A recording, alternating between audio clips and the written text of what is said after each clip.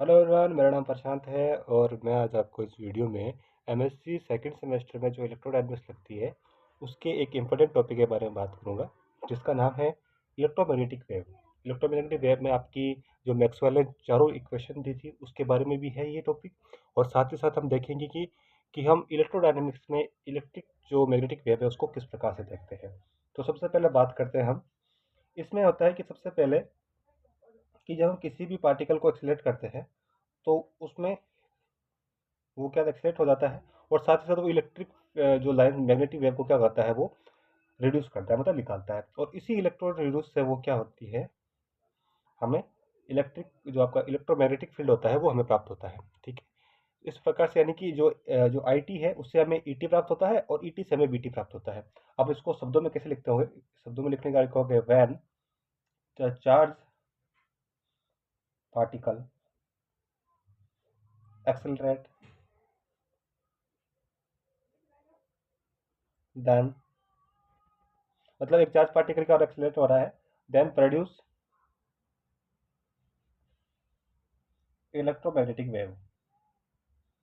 ठीक है, और electromagnetic wave accelerate charge particle, मतलब एक चार्ज पार्टिकल क्या करता है, ऑक्सीलेट करता है, प्रोड्यूस टाइम डिपेंडेंट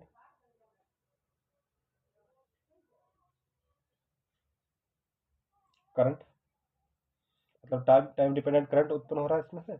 और जो टाइम डिपेंडेंट करंट है इसको टी डी लिख देता हूँ मैं, पूरा लिख लेना, आपको पूरा लिखना होगा एग्जाम के अंदर। तो जो करंट होगा produce time dependent magnetic field, time dependent magnetic field. मतलब क्या होता है कि जैसे सबसे पहले आपका आपका करंट फ्लो होता है, करंट फ्लो से आपका इलेक्ट्रिक फील्ड जनरेट होता है, और इलेक्ट्रिक फील्ड से आपका क्या होता है, बीटा फील्ड जनरेट होता है। अब आप कोई एक्सेसिबल लेते हो तो आप इसमें कोऑर्डिनेट सिस्टम निकालते हो। ये आपका एक्स एक्सेस है, ये जेड एक्सेस है, ये वाई एक्सेस है। तो इस प्रकार से आपका इलेक्ट्रिक फील्ड चल रहा है आपका, तो इसके जो पैरेलल हो जाएगा आपका मैग्नेटिक फील्ड हो जाएगा। ठीक है बच्चों, मतलब इलेक्ट्रिक फील्ड की दिशा ये है और ये आपकी मैग्नेटिक फील्ड की दिशा। अब हम बात करते हैं मैक्सवेल की फर्स्ट इक्वेशन के बारे में, जिसे हम गाउस लॉ भी बोलते हैं। क्या बोलते हैं, गाउस लॉ भी बोलते हैं। इसमें क्या आता है, आपने पढ़ा होगा गाउस लॉ के बारे में, बीएससी में आपका आता है ये। तो उन्होंने बताया था कि according to the Gauss law, start कैसे करोगे, आप लिखोगे according to the Gauss law. मैं आपको नोट्स इसलिए लिखा रहा हूँ कि आप एज इट इज एग्जाम में ऐसे लिख सकते हो, या तो आपको मैं पीडीएफ प्रोवाइड कर दूंगा। लेकिन साथ साथ लिखने में ये हो जाता है कि आपको लिखने का पता चलता है, आपको स्पेलिंग आना स्टार्ट हो जाती है, क्योंकि कुछ बच्चे बीएससी में हिंदी मीडियम से होते हैं, फिर वो एमएससी में आ जाते हैं, तो MSc more than MSc English medium होती है, उनको लिखने में काफ़ी प्रॉब्लम होती है। तो उसी को देखते हुए मैं क्या कर रहा हूँ, साथ साथ में नोट्स लिख रहा हूँ, तो आप इसी इसी फॉर्म में लिख सकते हो। तो according to the Gauss law, electric flux passing through any close close surface, मतलब एक क्लोज सरफेस से क्या हो रहा है, इलेक्ट्रिक फील्ड क्या हो रहा है, पास हो रहा है। E one upon action charge, ये आपका क्या है, अनक्लोज्ड है, unclose in close system, close surface.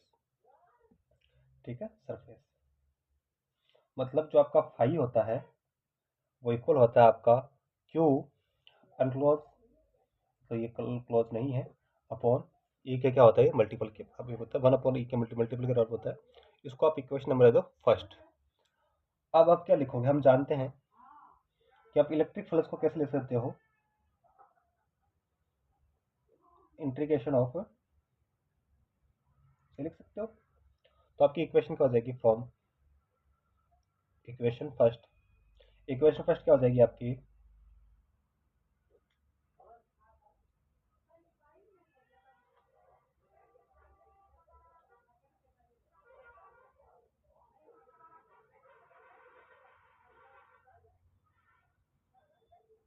ठीक है, द यूजिंग द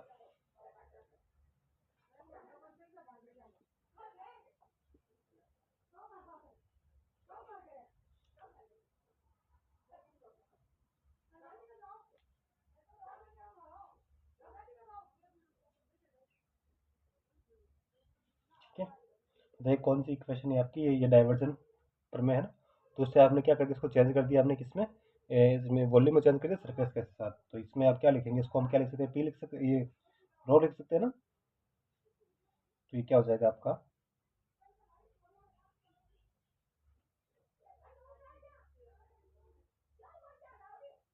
ठीक है। अब हम क्या करते हैं, इसमें क्या करते हैं, इसको लिखते हैं, ये इस तरफ आ जाएगा आपका।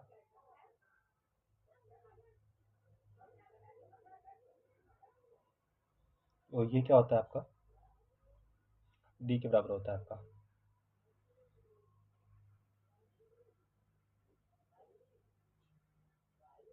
इसको इक्वेशन में स्टार्ट कर दो। तो ये जो इक्वेशन कहलाती है वो आपकी क्या होती है, फर्स्ट इक्वेशन कहलाती है, D is the electronic displacement,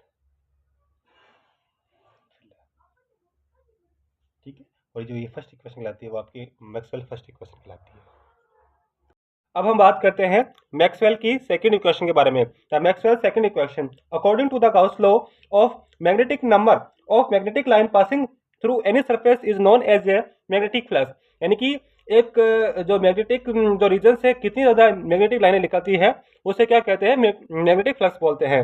according to the Gauss the magnetic flux passing through any close surface is zero. यानी किसी क्लोज सरफेस से गुजरने वाला जो मैग्नेटिक फ्लक्स होता है वो कितना होता है, जीरो होता है। तो integration del dot B d V equal to zero. तो ये इक्वेशन क्या कहलाती है, मैक्सवेल की सेकंड इक्वेशन कहलाती है। अब हम बात करते हैं मैक्सवेल की थर्ड इक्वेशन के बारे में, जो कि किसके बारे में है, आपकी फैराडे के लॉ पर है। तो स्टार्ट करते हैं, according to the Faraday law, according to the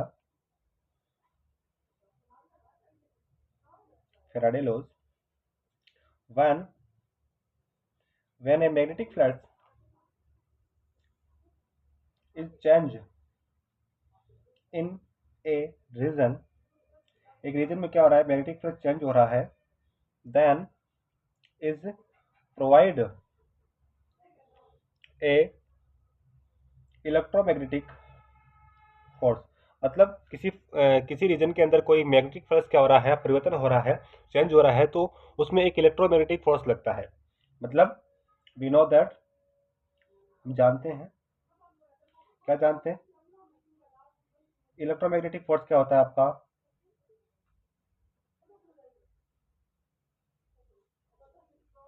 के बराबर होता है, ठीक है। एन बराबर उसमें कितनी तरह वो है, और फ्लक्स उसमें कितना चेंज हो रहा है।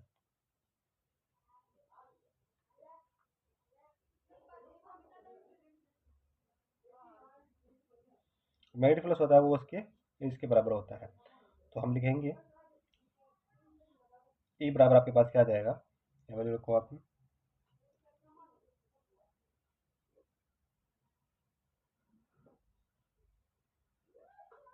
ठीक है, इसके बराबर होता है, नो वी नो दैट, तो इलेक्ट्रोमैग्नेटिक फोर्स होता है वो किसके बराबर होता है, वो इंटीग्रेशन ऑफ डेल ई के बराबर होता है। तो यहाँ पे इसके बराबर रख दो ये, तो डेल ई, ये वैल्यू यहाँ रखोगे, इस इक्वेशन फर्स्ट में रखोगे, तो del E dot T we,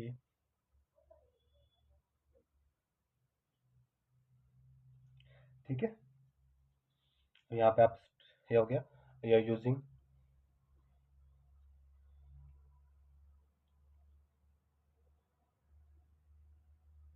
stock theorem लगाते हैं इसमें। तो उसको हम किसमें, ये जो ये आपकी लाइन इंटीग्रल है उसको हम किसमें, सरफेस इंटीग्रल में चेंज करते हैं। तो सरफेस इंटीग्रल में चेंज में क्या आ जाएगा आपके पास, इंटीग्रेशन हो जाएगा, डेल से मल्टीप्लाई हो जाएगा आपका, del S D L D equal to आपके पास आ जाएगा बी डी एस। इसको इस तरफ ये इंटीग्रेशन से इंटीग्रेशन कर जाएगा आपका,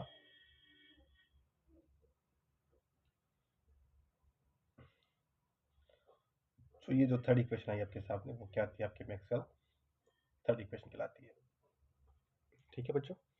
बस ये तो पूरा वापस देख लीजिए, स्क्रीनशॉट ले लीजिए आप इसका। अब हम बात करते हैं मैक्सवेल फोर्थ इक्वेशन के बारे में। ये आपकी करंट एम्पियर लॉ पर है, बेस है। तो स्टार्ट करते हैं, according to the ampere current laws, क्या होता है, न्यू एस के बराबर होता है। इक्वेशन में फर्स्ट देते हैं कि हम जानते हैं कि करंट डेंसिटी जो होती है जे, उसको जे से लिखते हैं, वो क्या होती है, एक एकांक समय में कितनी ज़्यादा इलेक्ट्रिक फील्ड गुजरती है उसको क्या कहलाता है, उसकी करंट डेंसिटी कहलाती है। तो ये वैल्यू आप यहाँ पे लिख दोगे तो क्या आ जाएगा आपके पास, बी जो पड़ा है आपके पास आई की जगह दिखा दोगे तो ये सिर्फ आ जाएगा।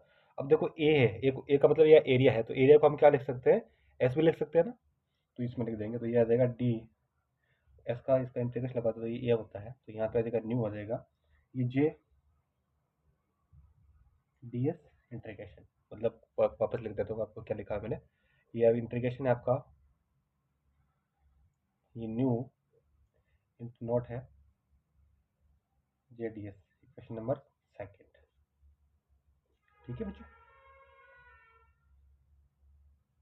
अब हम इसमें क्या लगाते हैं, स्टोक्स थ्योरम लगाते हैं, using using using the Stokes theorem. Using the Stokes theorem लगाने पर क्या हो जाता है, इसमें ये आपका इंटीग्रेशन पड़ा है, यहाँ मल्टीप्लाई हो जाएगा किससे, जी से, और ये जो लाइन इंटीग्रल है वो किसमें, सरफेस में इंटीग्रल में चेंज हो जाएगा आपका, और इस तरफ आपका पड़ा है ये न्यू नो, ये पड़ा है, ये जे हो गया, डी एस आ जाएगा। ठीक है, तो आप इससे लिख सकते हैं कि जो जे हो जाएगा वो किसके बराबर है, कि ये कांस्टेंट राशि है, तो जे बराबर क्या आ जाएगा आपके पास, ये हो जाएगा, ये देखो ये जे है, ये इसके, ये एस एस का हो जा रहा है, तो इसके बराबर हो जाता है, इसको आप एक बार स्टिकर समीकरण नंबर लगा दो, ये आपके आगे काम आएगा। ठीक है बच्चों,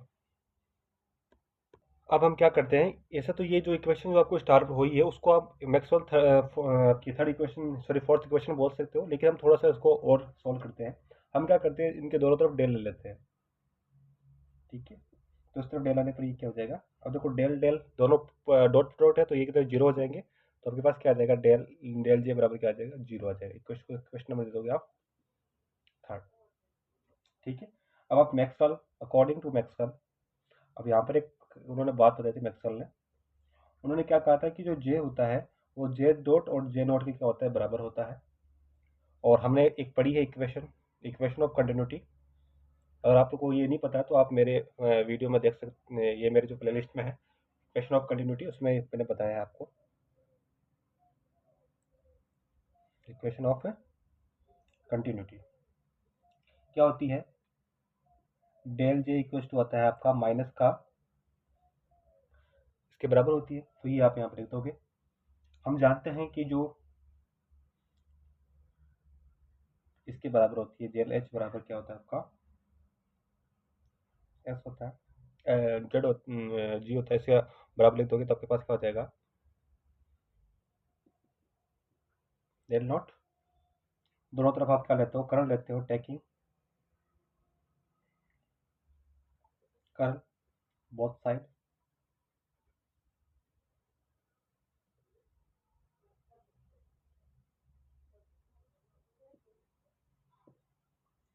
तो ये इसकी वैल्यू क्या है, जे है।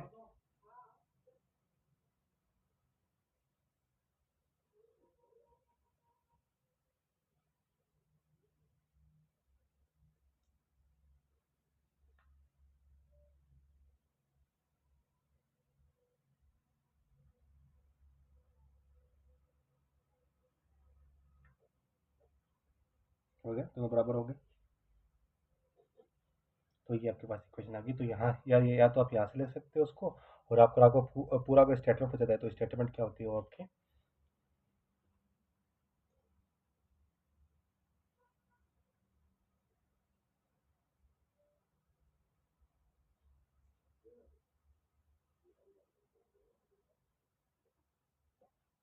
तो ये आती है आपकी मैक्सवेल फोर्थ इक्वेशन।